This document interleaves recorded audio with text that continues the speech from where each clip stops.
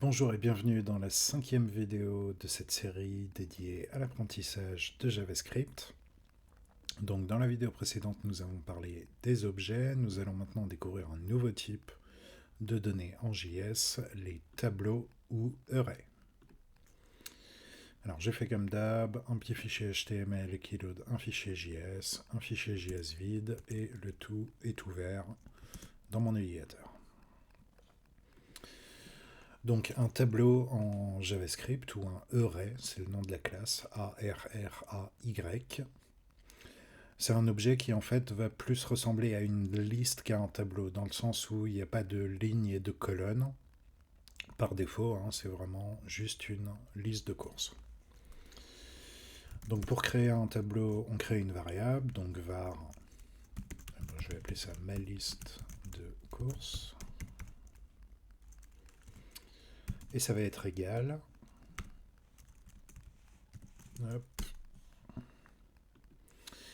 à crochet ouvrant et crochet fermant. Donc, à la différence de l'objet qu'on a vu dans la vidéo précédente, on ne va pas avoir ici de clés qui vont définir des valeurs, mais simplement une suite de valeurs. Donc, par exemple, dans ma liste de cours, je peux mettre du pain, virgule, un autre objet, de l'eau. Voilà, et donc si je log ma valeur, ma variable, pardon,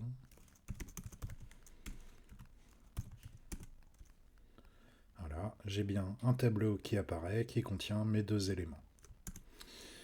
Alors, un tableau en JavaScript peut contenir différents types de valeurs. Ici, j'ai des chaînes de caractères, mais si j'ai envie, je peux mettre des chiffres et des booléens. Voire même, si on s'enjaille un peu, des objets.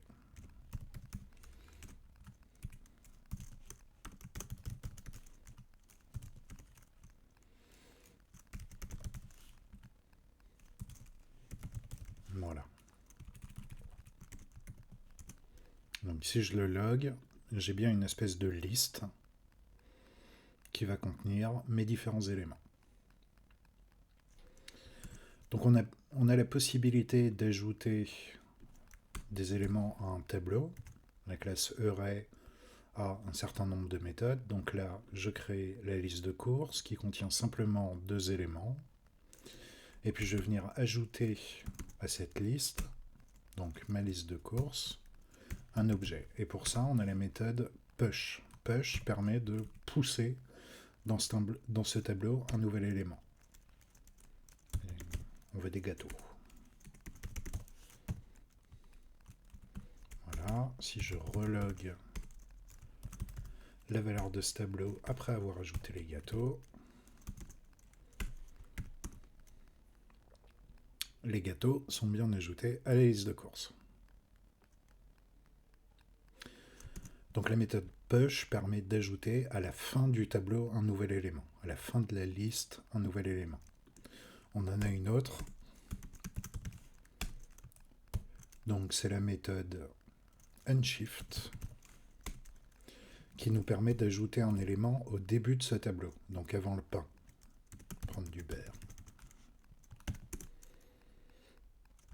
Voilà, et du coup si je log de nouveau mon tableau, donc au début il y a juste du pain et de l'eau, c'est celui-là.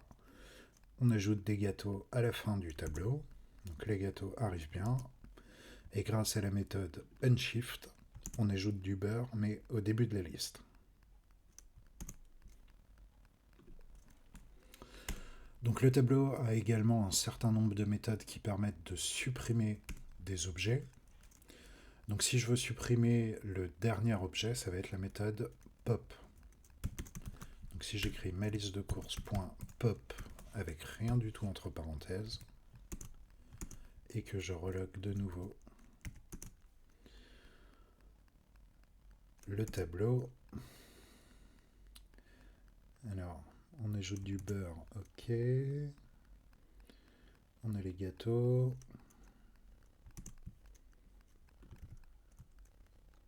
alors je Je vais supprimer les choses qu'on a fait avant. Donc là, on a du pain et de l'eau. Et si j'utilise la méthode pop, on n'a plus que du pain.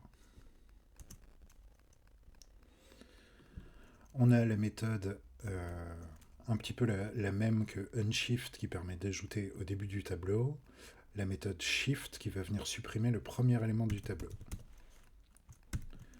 Donc là, j'ai du pain et de l'eau. Si je shift et que je log le tableau, il ne me reste plus que l'eau. Ça supprime le premier élément du tableau. Je vais le mettre en commentaire. Donc, la méthode push, elle ajoute à la fin du tableau.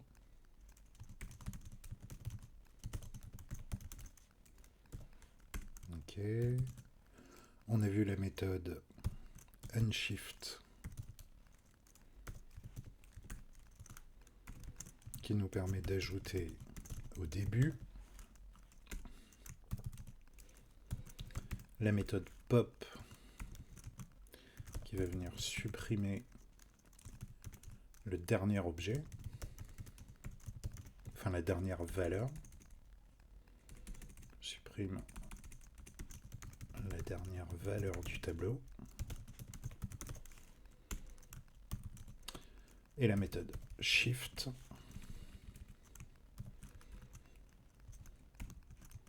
qui nous permet de supprimer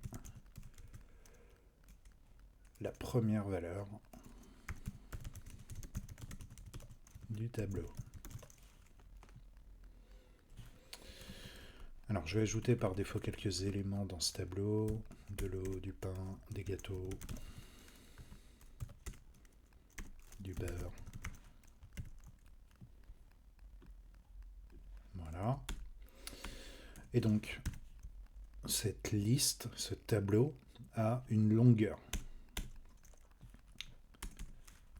Je vais ici loguer donc le tableau, ainsi que sa longueur. Donc pour connaître la longueur d'un tableau, le tableau a une propriété qui est length. Voilà, et donc là ça me log mon tableau, puis sa longueur, 4. Si j'ouvre, en cliquant sur la petite flèche ici dans ma console, mon tableau, vous voyez que pour chaque valeur du tableau, on a un chiffre qui correspond. Donc c'est en fait ce qu'on appelle l'index. Ici, le pain a l'index 0 dans le tableau. L'eau a l'index 1, gâteau index 2 et beurre index 3. Donc je peux, si j'ai envie, modifier la valeur à un index précis dans le tableau. Voilà, donc je fais un console.log du tableau de base et je vais modifier par exemple l'eau. Donc pour modifier cette valeur, j'écris le nom du tableau, ma liste de courses, des crochets, l'index sur lequel j'ai envie d'agir, donc l'eau ici à l'index 1, puisque les index commencent à 0, pain égale à 0, l'eau est égale à 1. Donc j'écris ma liste de courses, crochet 1, et je vais dire que maintenant l'eau c'est égal à du Pepsi. Voilà, et on voit bien du coup que par défaut notre tableau contient du pain, de l'eau, des gâteaux et du beurre, et qu'après avoir modifié la valeur à l'index 1 du tableau, le tableau a maintenant la valeur de pain, Pepsi, gâteau et beurre. Donc on peut modifier très précisément, grâce aux index, une valeur du tableau. Alors on a une méthode un petit peu magique qui nous permet d'ajouter, de remplacer et de supprimer des choses dans un tableau. C'est un peu une valeur multitâche, enfin méthode multitâche. Donc c'est la méthode splice. Si j'écris ma liste de courses.splice, voilà, qu'en premier paramètre de cette fonction, je passe l'index à partir duquel je veux agir. Donc là, l'idée, ça va être d'ajouter. Ajouter avec splice à un index précis. Donc je voudrais rajouter entre le pain et l'eau 2 valeurs. Donc je veux modifier mon tableau à partir de l'index 1. Je vais donc faire un splice. Le premier paramètre, c'est l'index à partir duquel je veux ajouter des éléments. Donc 1, virgule. Ensuite, le nombre d'éléments à supprimer. Donc ici, je ne veux pas en supprimer. Je vais mettre 0. Et ensuite, les éléments que je vais ajouter. Donc l'idée, c'est qu'à la fin, après cette instruction, j'ai du pain. Qu'est-ce que je peux rajouter entre eau et pain et eau? Je vais mettre pizza et café. Voilà. Et donc là, mon tableau a bien 2 objets en plus qui ont été ajoutés entre le pain et l'eau. Pizza et café. Donc on a la possibilité aussi de modifier à partir d'un index en supprimant les valeurs qui y sont présentes. Donc là, l'idée, ça va être d'avoir une liste de courses qui contient du pain, une pizza, du café, et on supprime l'eau et les gâteaux. Donc c'est exactement la même chose que cette ligne-là, que je vais commenter. Hop.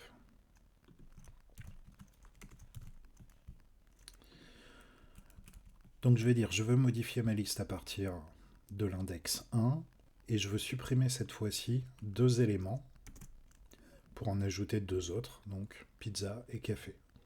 Du coup, l'index 1 va être supprimé, celui d'après également, et les valeurs eau et gâteau seront remplacées par pizza et café. Voilà, notre tableau de base pain, eau, gâteau, beurre, le tableau modifié pain, pizza, café, beurre. Donc on peut également modifier plusieurs index d'un coup. Et on peut aussi, avec cette méthode, donc supprimer plusieurs index à partir d'un index précis. Voilà, donc pour ça, il me suffit d'utiliser la méthode splice sur le tableau en disant à partir de l'index 1, je veux supprimer x valeurs. Donc là, je vais en supprimer 2. Et je vais simplement retirer les valeurs ici qu'on ajoute.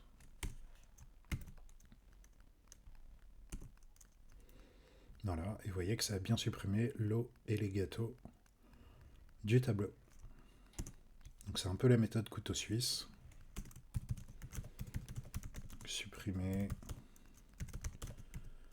plusieurs index.